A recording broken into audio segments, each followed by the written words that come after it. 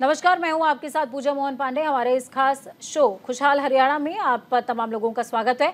इस शो के जरिए हम आपको बताते हैं कि कैसे मुख्यमंत्री मनोहर लाल के नेतृत्व में हरियाणा आगे बढ़ रहा है, देश की तरक्की में कैसे अपना योगदान दे रहा है। हरियाणा राज्य और जनता के हित में शुरू की गई मुख्यमंत्री मनोहर लाल की नई योजनाओं की राष्ट्रीय स्तर पर तारीफ हो रही है। तो आइए बुलेटिन की शुरुआत करते हैं सीएम मनोहर लाल की दूरदर्शी योजनाओं से, जिससे आज हरियाणा खुशहाली के पथ पर अग्रसर है और जिन योजनाओं की आज देश में चर्चा हो रही है। आपको बता दें कि मनोहर सरकार ने हरियाणा में विकास की रफ्तार को कई गुना बढ़ा दिया है। प्रदेश ने कई विकास सुधारों की दिशा में अमल करते हुए एक रिकॉर्ड कायम किया है। बुनियादी ढांचों के विकास के मामले में प्रदेश खुशहाल हरियाणा की तरफ तेजी से अग्रसर है। इस सफलता का श्रेय निश्चित तौर पर मुख्यमंत्री मनोहर लाल की दूरदर्शी सोच को जाता है, क्योंकि मुख्यमंत्री ने न सिर्फ बुनियादी ढांचे के विकास के लिए फंड का आवंटन बढ़ाया, बल्कि कई नई विकास परियोजनाओं की इस तरह से स्थापना की गई जिससे हरियाणा का सर्वांगीण विकास सुनिश्चित किया जा सके। ये खास रिपोर्ट देखें।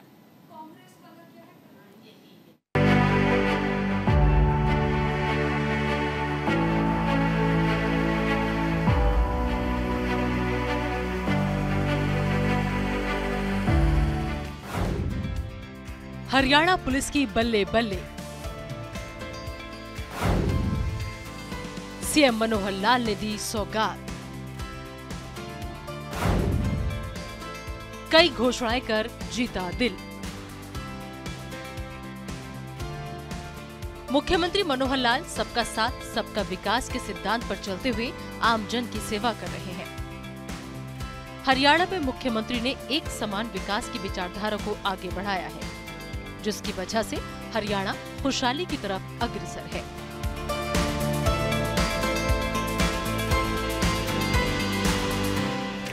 दरअसल हरियाणा सीएम मनोहर लाल ने पुलिस कर्मियों को बड़ी राहत दी है। पुलिस ट्रेनिंग सेंटर कर्मियों को बेसिक पे का 20% विशेष भत्ता दिया जाएगा। सीएम मनोहर लाल ने करनाल के मधुबन में हरियाणा पुलिस अकादमी के दीक्षांत समारोह में ये बड़ी घोषणा की।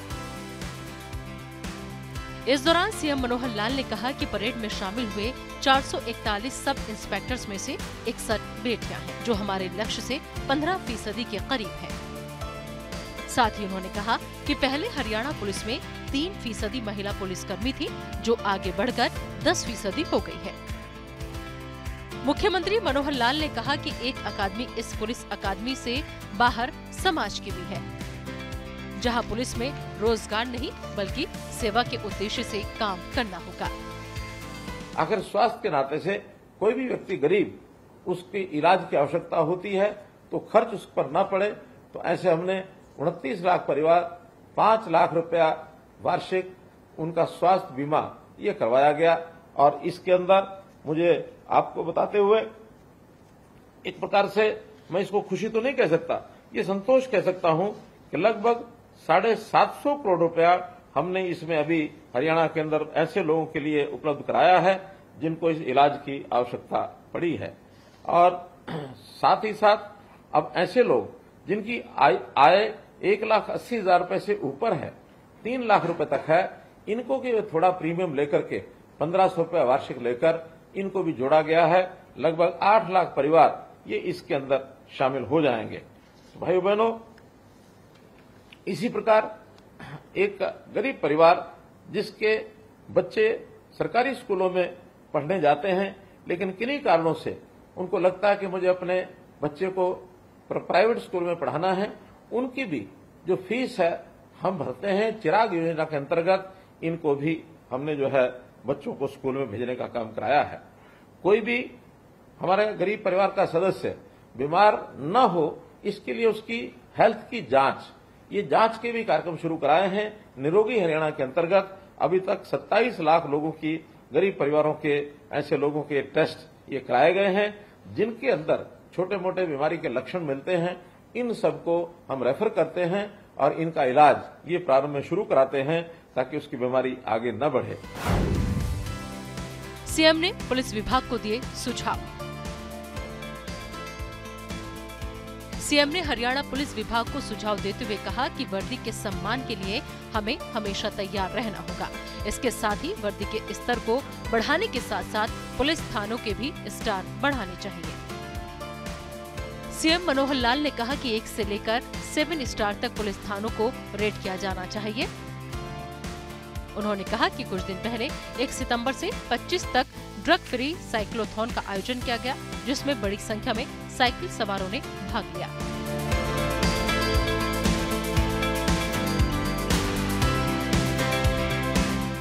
एक मैं पुलिस विभाग को सुझाव भी देना चाहता हूं, हमारे डीजीपी सुन रहे हैं। अभी तक हम अपने अधिकारी, सिपाही, हेड कांस्टेबल की तरक्की करते हुए और उनको स्टार की ओर ले जाते हैं। ये inspector, sub inspector, ASI 1 star है, 2 स्टार है, ये 3 स्टार है, या डीएसपी है, या एसपी है, या डीजीपी है, एडीजीपी है, उनके स्टार बढ़ते चले जाते हैं। लेकिन ये व्यक्ति की पहचान के लिए तो ठीक हो सकता है। जिस परिसर में हम काम करते हैं वो है हमारा थाना। उस थाने का, उसका भी हमको ध्यान करके उसका अपग्रेडेशन करना चाहिए। उस थाने में वातावरण क्या है, वहां काम करने वाले सभी, उसमें अधिकारी कर्मचारी भी आएंगे, वहां का स्वच्छता भी आए, वहां सुंदरता भी आए, वहां का भवन भी आए। तो क्या हम थानों को स्टार दे सकते हैं? क्या हम थानों को स्टार दे सकते हैं? ये स्टार नंबर 1 का, ये 2 डबल स्टार, ये 3 स्टार, ये 4 स्टार, 7 स्टार तक वर्गीकरण करना चाहिए, ताकि थाने के बाहर ही लगा हो कि ये थाना 3 स्टार है, 4 स्टार है, 5 स्टार है, ताकि व्यक्ति का विश्वास उस थाने के अंदर उतना ही ज्यादा बढ़ेगा और हम में काम करने की प्रेरणा भी कि हम अपने थाने को कितने स्टार लेके जाना चाहते हैं। ये वर्गीकरण वैसे तो कहीं ना कहीं मुझे आभास होता है आज भी कुछ थानों का बना हुआ है, उसमें भी कौन सा थाना कैसा है, कहां की नियुक्ति की चार्ज ज्यादा है, आप सब समझ गए होंगे। हर पुलिस लाइन में ई लाइब्रेरी खुलेगी। सीएम ने कहा कि हर पुलिस लाइन में ई लाइब्रेरी खोली जाएगी। सरकार की तरफ से पुलिस की राशन, डाइट भत्ते में बढ़ोतरी को मंजूरी दी जा चुकी है। डीएसपी स्तर के अधिकारी को साल में अब 10,000 रुपए वर्दी भत्ता दिया जा रहा है। कांस्टेबल स्तर के कर्मचारियों का कन्वेंस भत्ता 120 रुपए से बढ़कर 720 रुपए कर दिया गया है। एएसआई, एसआई इंस्पेक्टर का कन्वेंस भत्ता 1000 कर दिया गया है। मैं एक घोषणा ये करता हूं कि शिक्षा के लिए हम तो यहां तक बढ़े हैं, हमारे परिवार के बच्चे आगे बढ़े, तो जितने भी हमारे पुलिस लाइंस हैं, डीजीपी साहब, वहां हर एक पुलिस लाइंस में एक ई लाइब्रेरी जरूर खुलवाइए, ताकि जो बच्चे हैं हमारे इन जवानों के, हमारे पुलिस के लोगों के, इनके बच्चे भी पढ़ाई में अच्छे कर सकें। इन पुलिस कर्मियों की स्वास्थ्य जांच ये भी लगातार कराते रहें, क्योंकि स्वास्थ्य अच्छा है तो निश्चित रूप से हम लंबे समय तक हम अपना काम करेंगे। और स्वास्थ्य के लिए जहां तक संभव हो योग पद्धति और आयुष पद्धति, इसका ही सहारा लेना चाहिए। इससे जीवन लंबा होता है, व्यक्ति स्वस्थ रहता है। एक योजना हमने सेवानिवृत्त जो पुलिस कर्मी हैं उनके लिए प्रहरी योजना हमने चलाई थी कि 80 वर्ष से ऊपर के जितने समाज में ऐसे लोग हैं उनकी सबकी देखभाल, उनके घर जाना, उनके परिवार या व्यक्ति खुद है, उनकी पत्नी है, उनका और भी कोई, कई बार लावारिस ऐसे माता पिता को छोड़ करके बच्चे मस्त हो जाते हैं, उनकी सेवा भाव करने वाला कोई नहीं होता, तो उनकी देखभाल ठीक हो जाए। प्रहरी योजना में भी हमको हर संभव मदद करनी चाहिए। मित्रों, आज हमारे होम डिपार्टमेंट की ओर से एक विशेष जो चर्चा करके एक बात तय की गई है कि हमारे पुलिस कर्मियों का भी आखिर कुछ वर्षों के बाद उनकी जो सुविधाएं हैं, उनके जो भत्ते हैं, उसमें बढ़ोतरी करनी चाहिए। तो मैंने अभी हमारे डीजीपी साहब और हमारे होम सेक्रेटरी और फाइनेंस डिपार्टमेंट के साथ बैठ करके जो तय किया है उसकी मैं जानकारी आपको देता हूं। सबसे पहले तो हमारी जो राशन मनी है, इस राशन मनी को डाइट मनी कहा जाएगा। दीक्षांत समारोह में पास आउट होने वाले सभी पुलिसकर्मियों को और उनके परिवार को सीएम ने बधाई दी। सीएम मनोहर लाल ने कहा कि इससे पहले भी कई बार वो पुलिस दीक्षांत समारोह में शामिल हो चुके हैं और इस बात को लेकर पूरी तरह से आश्वस्त हैं कि यहाँ से निकले लोग समाज के लिए सेवा को ही अपना उद्देश्य मानकर कार्य करेंगे।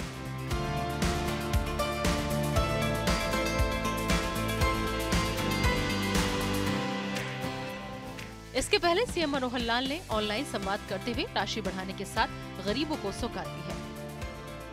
सीएम मनोहर लाल ने कहा कि सरकार गरीबों के साथ खड़ी है। जिस वर्ग के लिए मैं बात आपके सामने रखने जा रहा हूं, वो ऐसा है गरीब वर्ग, एक अंत्योदय का ऐसा वर्ग जिन्होंने जैसे तैसे अपनी पूंजी लगा करके मकान तो बनाए, लेकिन किन्हीं कारणों से उनके मकान में कोई छोटी मोटी नुक्स हो गया, तरेड़ आ गई, रिपेयर की जरूरत पड़ गई। ऐसे लोग हमेशा अपने मकान के उस सुख को जिसको लेना चाहते हैं उसमें भी कई बार कमी रह जाती है। हमने 2018 में ऐसा विचार किया कि ऐसे जिनके अपने मकान होते हैं गरीब लोगों के, उनकी अगर मुरम्मत की आवश्यकता होती है तो डॉक्टर BR अम्बेडकर जी के नाम से आवास नवीनीकरण योजना ये बनाई और प्रारंभ में एक मकान की मुरम्मत के लिए जो गरीब BPL के परिवार हैं उनको 25,000 रुपये देना शुरू किया। ये योजना केवल अनुसूचित जाति वर्ग के लोगों के लिए ही उपलब्ध थी। बाद में इस राशि को हमने बढ़ाकर 50,000 रुपये किया और अब जो भी BPL के परिवार हैं, चाहे वो किसी भी जाति के किसी भी वर्ग के हों, उन सब के लिए 80,000 रुपये की राशि ये मंजूर करने के लिए हमने योजना दी है। और अभी तक इस योजना के लगभग 66,000 परिवार ये लाभार्थी हो गए हैं। गरीब परिवार को आखिर आवास चाहिए, रोटी कपड़ा भी चाहिए, ऐसी व्यवसाय के नाते से उसको रोजगार चाहिए, उसको शिक्षा सुरक्षा चाहिए। तो इन सब बातों का ध्यान रखते हुए हम आगे बढ़ रहे हैं और अब गरीब परिवारों की सुख सुविधाओं के लिए या उनके गुजारे करने के लिए जितनी चीजों की आवश्यकता वो सब हम कर रहे हैं। हरियाणा के रोहतक में सीएम मनोहर लाल ने कहा कि गरीब लोगों के पुराने मकान की मरम्मत के लिए योजनाएं चलाई जा रही हैं। डॉक्टर BR अम्बेडकर आवास नवीनीकरण योजना की राशि और दायरा दोनों बढ़ा दिया गया है। अब इस योजना में उन सभी वर्गों के लोगों को शामिल कर लिया गया है जिनकी वार्षिक आय 1.8 लाख रुपए तक है। इसमें दी जाने वाली राशि को भी 50,000 से बढ़ाकर 80,000 रुपए कर दिया गया है। ये राशि सीधे लाभार्थियों के खाते में जमा करवाई जाती है। हरियाणा में भी हमने शहरी इलाकों में लगभग 15,000 मकान तैयार करके दिए, 14,500 के आसपास अभी भी निर्माणाधीन है। इसी प्रकार ग्रामीण क्षेत्र के अंदर 26,300 मकान बना करके और हमारा जो टारगेट है उसको पूरा कर रहे हैं। लेकिन अभी भी बहुत से परिवार ऐसे हैं, गरीब हैं, जिनके सिर पर अपनी छत नहीं है। हमने अलग से एक प्रदेश की योजना मुख्यमंत्री शहरी आवास योजना ये बनाई है। इसके लिए जिन लोगों के अपने मकान नहीं हैं और जिनकी आय 1,80,000 रुपये से कम है, ऐसे लोगों से हमने आवेदन मांगे हैं कि इस प्रकार की योजना का लाभ कौन कौन उठाना चाहते हैं।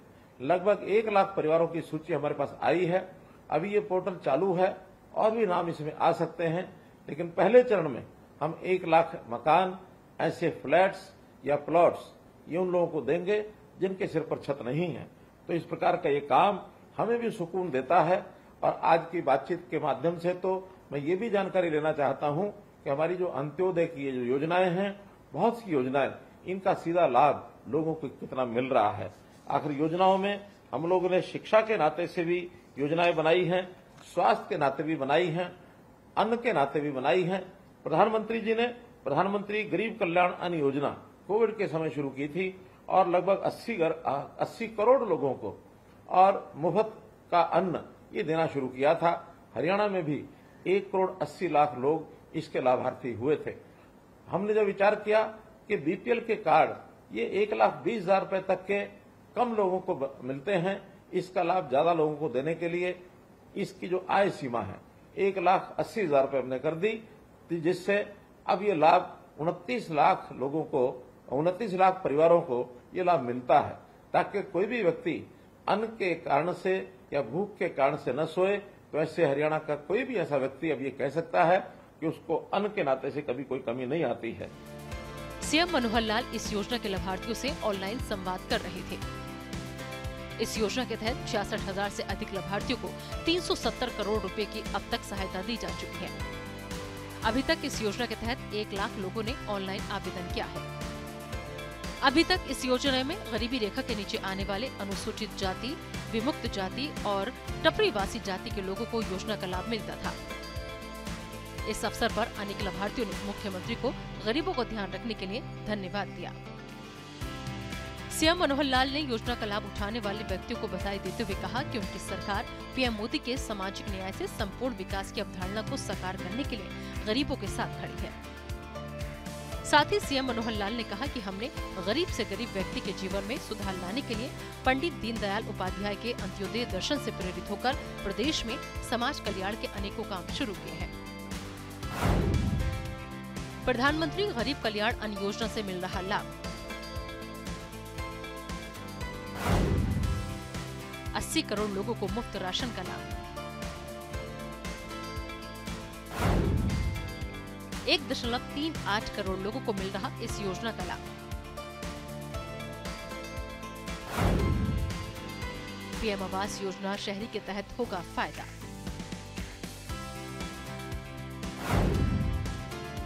राज्य सरकार ने 67,649 मकान बनवाने का लक्ष्य रखा है। 14,939 मकान बनवाए जा चुके हैं। पीएम आवास योजना ग्रामीण के तहत 29,440 मकानों के निर्माण की स्वीकृति। 26,318 मकान बनवाए जा चुके हैं। सीएम मनोहर लाल ने कहा कि हर सिर पर छत उपलब्ध करवाने के उद्देश्य से मुख्यमंत्री शहरी आवास योजना भी शुरू की गई है। इसके लिए एक पोर्टल शुरू किया गया है, जिस पर वो सभी गरीब परिवार मकान के लिए आवेदन कर सकेंगे, जिनकी वार्षिक आय 1,80,000 रुपये तक है। इस योजना में पंचकुला, गुरुग्राम, सोनीपत और फरीदाबाद में फ्लैट बनाए जाएंगे। अन्य शहरों में प्लॉट व फ्लैट दोनों विकल्प उपलब्ध होंगे। फिलहाल सीएम मनोहर लाल प्रदेश के विकास और खुशहाली के लिए संकल्पबद्ध है और लगातार प्रदेशवासियों के हित के लिए कार्य कर रहे हैं। Bureau report, news India.